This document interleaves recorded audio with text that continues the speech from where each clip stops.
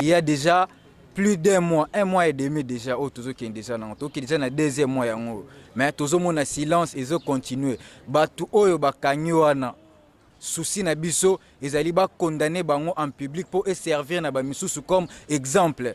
Tolingi susu makambo oyo et se répéter na kati ya mboka na biso. Ba Max na percé baza ba congolais, ba bomi bango et pas ba congolais car na kati ya mboka na bango. Tolingi susu likambo oyo et se répéter. Ndiango wana tozo bele la justice et ça la mapona bandeko na biso pour servir pe na bamisusu comme exemple makambo oyo et se répéter les susu te.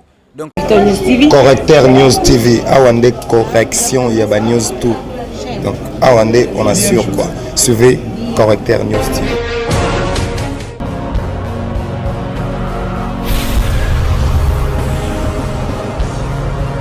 S'abonner massivement. Tu as vu Correcteur News avec Yemoko Rachou, la caramel.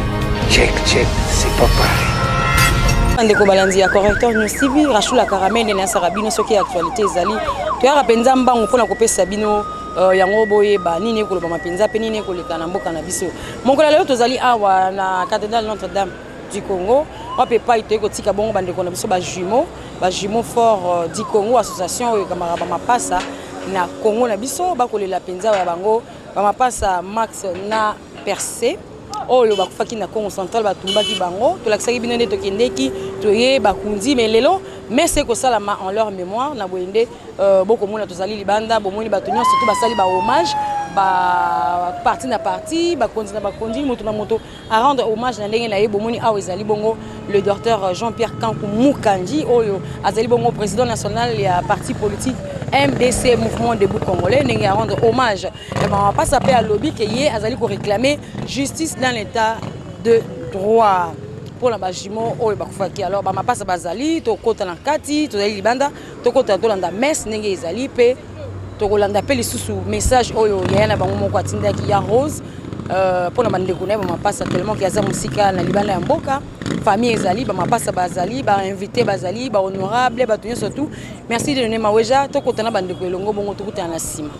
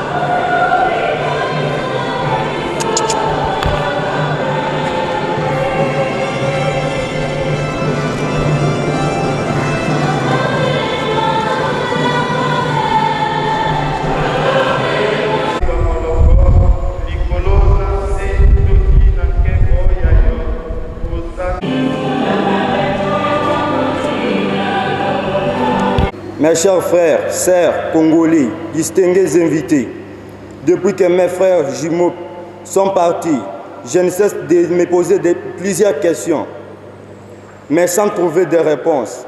Les jumeaux Sengamax et Mwamba Percé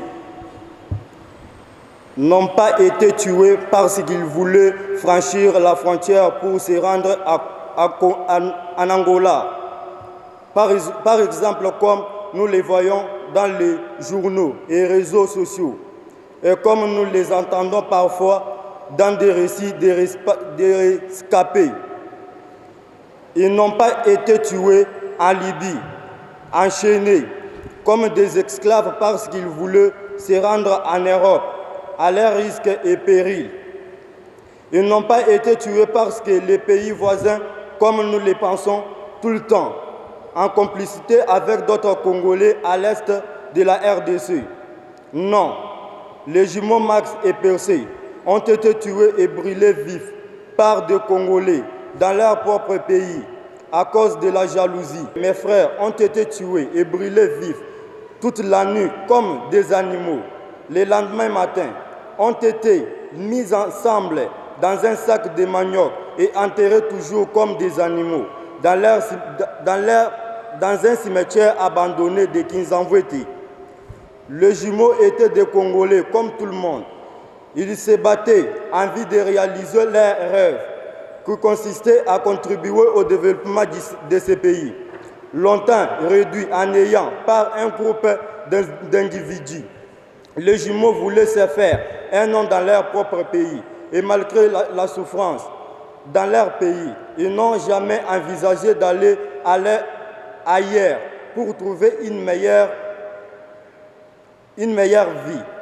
Malheureusement, des individus ayant reçu la haine et la jalousie comme héritage familial ont réduit en ayant les rêves de mes frères.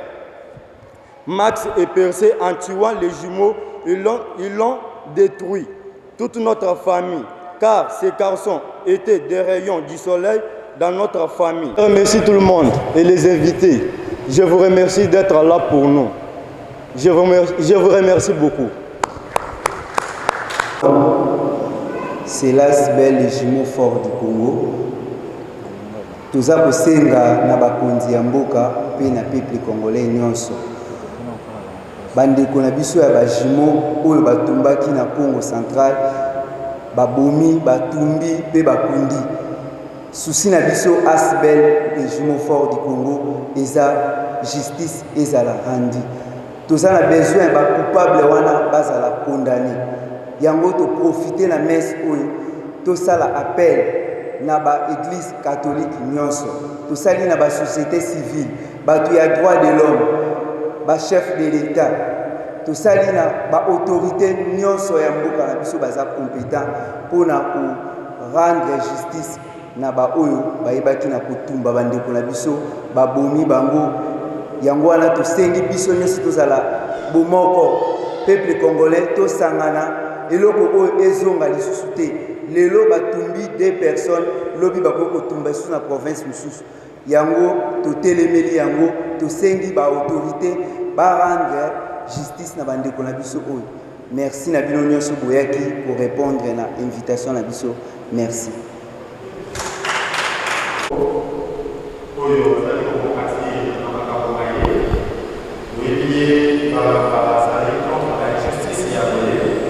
La violence pour présenter la condoléance na Goda et la famille à la base bien sûr. Donc merci, merci la innovation de oui, merci à ça on la base.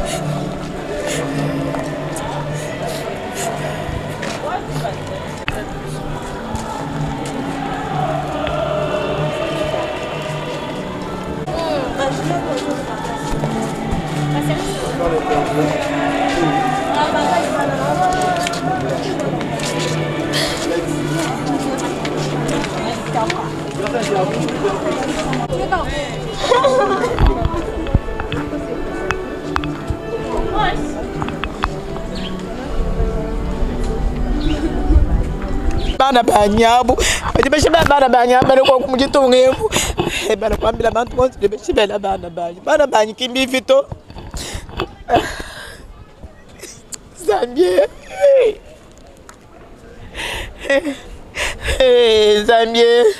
Zambia ngambulisha kuko. Las Belle, le jumeau fort du Congo. Lelo bomoni biso awa na messe otouti kosala touti kobondela pona bandeko na biso o bazaki parmi nous o bautaki kotika biso le 30 juillet na Kinzamvwete ezalaki na volonté na bango te mais na volonté ya batu oyo bauti koboma bango na makasi bandeko na biso ba Max na Percé tozalaki na bango awa bakendaki Congo Central na ba activité na bango musical pour baza pe ba artiste musicien bakendaki kuna et puis confinement et kangaki bango kuna après confinement balingai bazonga bon en tant que ba jeune lokola tout congolais se débrouillaka balingaki ba somba quelques marchandises baya nango awa ba meka koteka mais bakutanaki na ba wewa oyo ba memaki bango wewa moko ya memaki bango akoisaki bango moko aziki na liboko akoisi bango sous pour la deuxième fois mususu aziki na lokolo basalaki discussion après discussion oyo bautaki kosala wewa atiki bango lokola bango bazala kuna na ekiri na bango ya bamotard aki abengi ekiri na bango ya bamotard baye na bango ntango ekiri na bango eye babeti bandeko na biso de 22h ti 9h pe batumbi bango donc tozo condamné ba acte wana mes oto uti kosala awa pour te remarquer silence et salami Mikambo oyo et salami il y a déjà plus d'un mois et demi déjà au tozo qui est déjà na to qui déjà na deuxième mois yango mais tozo mona silence et zo continuer batu oyo bakanyi wana souci na biso ezali ba condamner bango en public pour servir na ba misusu comme exemple tolingi susu makambo oyo et se répéter te na kati ya mboka na biso ba Max na Percé baza ba congolais ba bomi bango et pas ba congolais car na kati ya mboka na bango tolingi susu likambo oyo et se répéter te ndiango wana tozo bele la justice et sala mapona bandeko na biso pour servir pe na ba misusu comme exemple makambo oyo et se répéter li susu te donc tozo senga na ba autorité nyonso compétent ba kota likambo oyo donc ba kota likambo justice ya solo et salema justice et salema tout ça déjà en état de droit tout ça sûr que justice et ko salema ndiango wana tozo belela tozo rappeler ka li susu justice et salema ndé tokozwa kimia mais tant que justice sona ne salamité biso pe ba mapasa tokozwa kimia te tokovanda pété donc tozo c'est la justice et salé est-ce que bon le programme il y a plaidoirie c'est-à-dire que de retard dans sous nani président de l'Assemblée nationale pour le belanaye au début voix on a programme voilà bon ba programme wana nyonso ezali tozana ba programme wana après ba programme wana nyonso ezali tozana ba programme wana après awa tozana ba plaidoyer ba memo oyo tokokende kotikela ba autorité pona kosenga bango peke ba oyo ba bumaki bandeko na biso bakita awa basambisa bango awa comme ça ba condamner bango en public et servir bato sous leçon tozo kende cimetière kokende kotika ba germe de fleurs kuna après cimetière nde toko vanda na famille mukende après to panzani mwabeo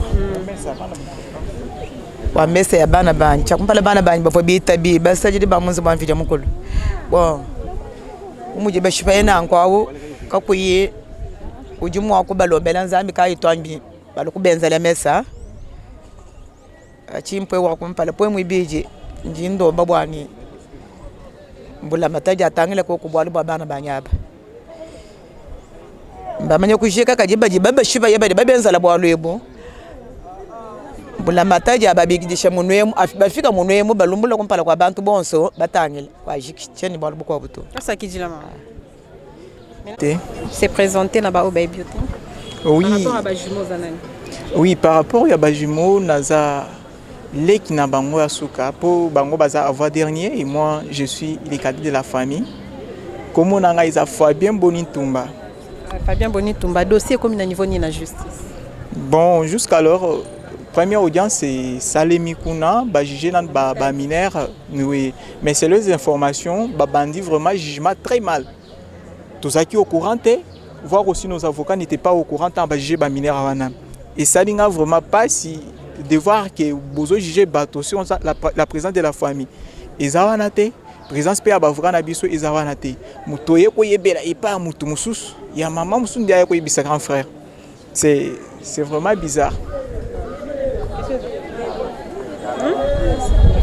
bandaki messe ekomi na suka messe loko ekomi na suka tozali pe na ba invité oyo ba utaki bongo matali ba pepa ibandeko na biso bazali kovanda avant que baboma bango lokola bazalaki ba musicien bazali koyemba alors place bazali ko enregistrer ba son na bango tozali na bandeko bazali ki sur place na bango bazali na quelques témoignages o ba kolinga kopesa biso na bino bato bokolanda biso mbote papa oui mbote maman bonne santé quand même en tout cas en Angola Nzambe ça va quand même OK to moni bino bozali bouti déjà depuis matali bozali ba témoin bozali na ba max na percé bazali ko enregistrer ba son na bango témoignage ji boko pesa biso lelo en tout cas témoignage na kopesa bino que Max baza ba jeune numéro très bien ba jeune numéro très poli très social ba ki ba problématique na ba touté imaginez-vous que ngai après mort na bango na ba ki ba luba ngaza mon Congo 100% mais to vanda na bango bien to passa ba très bon moment ni même ko yoka kende ba to loba ke non que balo bazalaka orgueilleux bazala vanta mais na tikala ko sentir eloko wana ata mokolo morote nous on travaille na butu bon on a butu toute la journée ba na studio ba en train de composer des chansons et puis la nuit ba bani ko sala ba enregistrement la bango en tout cas c'est à travers un ami qui n'est pas na bango même sans qui va ça ba ressortissant ya ina Nebana Bango, il n'y a même pas une semaine, mais tu es très proche. Pourquoi? Et l'autre, pas la Bango, c'est d'abord talent. J'étais talentueux. Je crois entre Max et Percé, mort la Bango habite à la guitare. Je crois bien, habite à la guitare déjà. Donc on a passé de très bons moments avec eux. Je crois bien que quand la mine était bien sortie, il y a chanson. Je crois qu'il y a un photo sur la famille. Famille Naye, il y a Jimo et puis la famille biologique Naye. Il y a ceux qui vont permettre Bisso, vont permettre studio d'enregistrement au travers de la Bango de Bimisaba. Pourquoi pas Bino Bata Média? Combien? Batiki, normalement, c'est 3 chansons déjà. Et après voyage, Tamboya, nous avons un tournage à clip. Et puis, malheureusement, que voyage n'a pas été je crois en moi. Alors, bien, beaucoup de quand même témoignage. Est-ce que les livres Bakangi Bango? Dans le Congo central, justice, Bakangi 20 personnes les dimanches passés dans la prison. Côté que moi, dans la prison, effectivement, il y a 20 civiques qui sont en prison. Il y a Kamolaï, Namatadi, Bakangi. Donc, jusqu'à présent, il y a des personnes jusqu'à présent introuvables, mais la justice et la police criminelle, ils ont continué comme ça là-bas, recherche. En tout cas, je tiens à remercier le commandant Congo central qui a fait un très bon boulot à mobiliser qui va soda et belé dans le territoire qui nous a envoyé place où Mbebe Salamaki pour le recanga 20 bana wewa ya kiriwana les dénommés bana ya Moura. Plus de 143. Et Winner Stand David ici 96 Jim Black Black Mash Jim Black Black Mash mon ami sache que la vie sera plus belle si tu arrives à on doit avancer d'où tu viens mon frère sache que Congo sera plus beau si tu arrives à comprendre la vie c'est pays disons à la corruption changeons nos mentalités tout sera payant si jamais cultivé disons à la corruption changeons nos mentalités tout sera payant si jamais cultivé pour y être là l'école c'est moko to batila ndeko yebela ekolo se moko ya bakoko to batila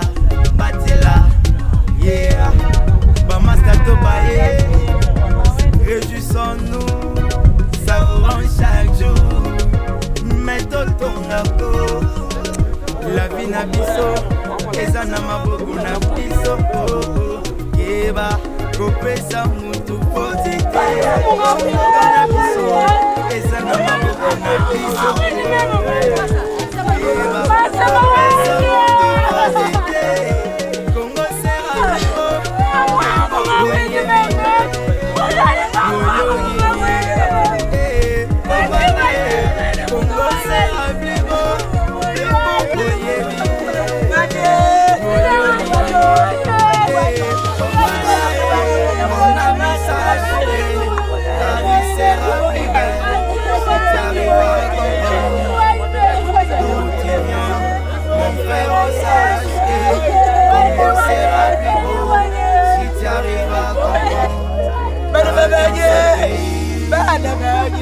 Ils en ont la corruption.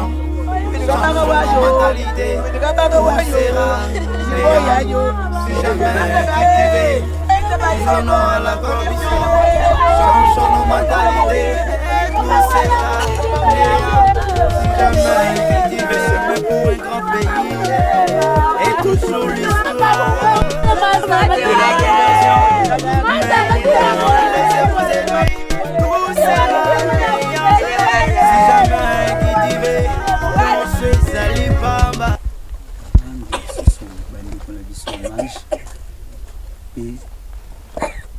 Singa Nzambe arande justice pona bango pe bakonzi ya mboka tosengi bango justice esalema tozawa tozana bilelo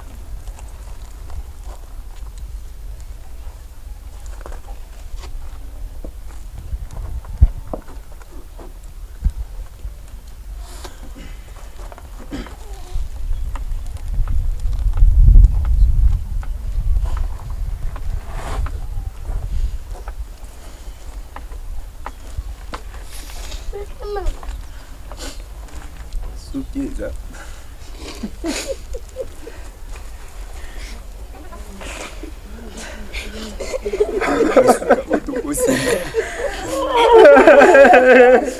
C'est justice en termes.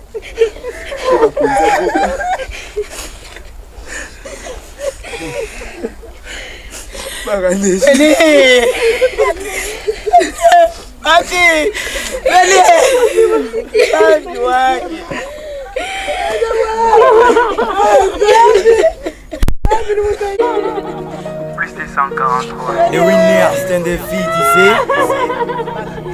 96. Jim Black. Black Man. Jim Black. Black Man. Mon ami sache, la vie sera plus belle. Si tu arrives à comprendre. Mon frère, sache que Congo sera plus beau si tu arrives à comprendre. Oui, ouais, il a dit ça. Ils en ont la corruption. Change nos mentalités. Tout sera meilleur si jamais cultivé. Ils en ont la corruption. Change nos mentalités. Tout sera meilleur si jamais cultivé. Kouyebela. Kolo se moko. To batila, batila, ndeko yebela, ekolo se moko ya bapoko. To batila, batila, bamasta to bae, réjouissons-nous, savourons chaque jour, mettons ton ako, la vie na biso, eza na maboko na biso, keba. Kopesa mutu potite Ongoka na biso Esa na maboko na biso Keba Kopesa mutu potite Congo sera plus beau Plus beau, plus yebi Oyogi Omana Congo sera plus beau Plus beau, plus yebi Oyogi Omana Mon ami sache que la vie sera plus belle si tu arrives à comprendre d'où tu viens. Mon frère, sache que Congo sera plus beau si tu arrives à comprendre. T'as qu'un seul pays. Ils en ont la corruption.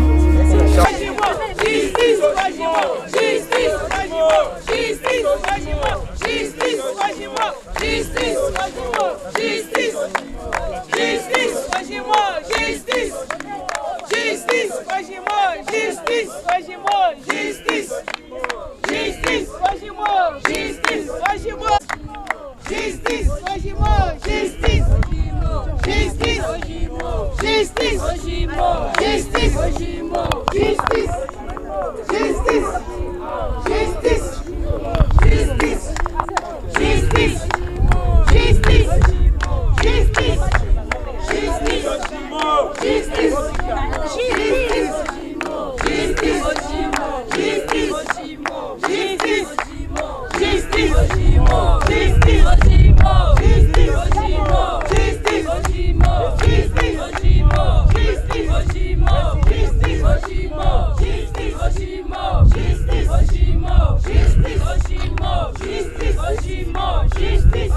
Ok, c'est bon, c'est bon.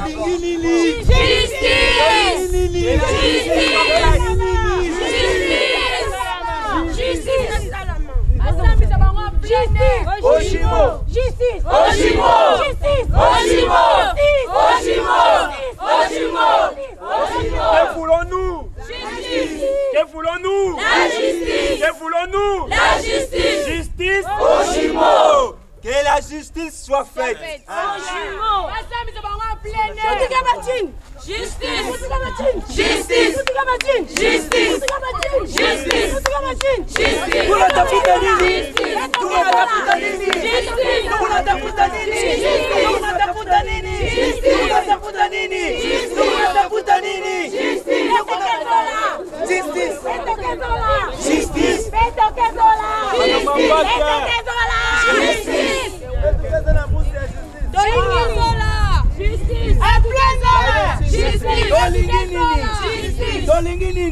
C'est bon, ok.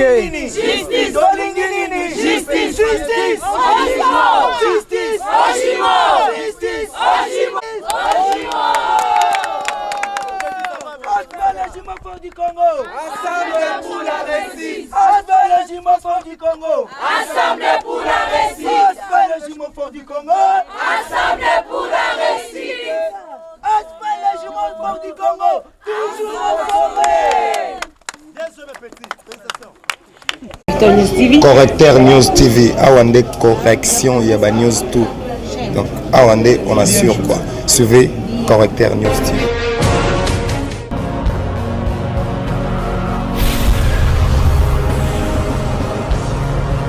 S'abonner massivement.